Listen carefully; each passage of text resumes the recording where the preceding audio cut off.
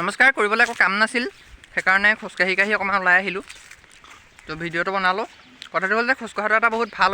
ব্যায়াম মই কিতাপে পত্ৰই পাইছোঁ মানে কথাটো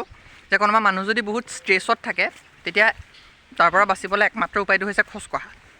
তুমি যদি ষ্ট্ৰেছত আছা তেতিয়া যিমান পাৰা সিমান খৰকৈ খোজকাঢ়িলে আমাৰ দেহত তেজ চলাচল বৃদ্ধি হয় ষ্ট্ৰেছবিলাক দূৰ হয়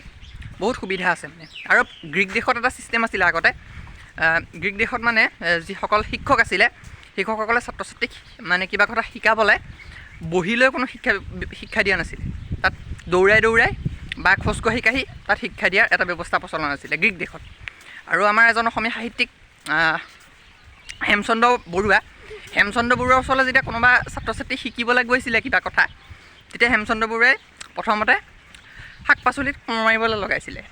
মানে বৰুৱাই যেতিয়া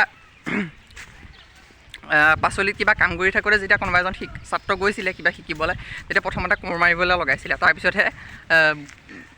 হেমচন্দ্ৰ বৰুৱাই তেওঁলোকক শিক্ষা দিছিলে গতিকে আমি যিমানে খোজকাঢ়িম যিমানে কাম কৰিম সিমানে আমাৰ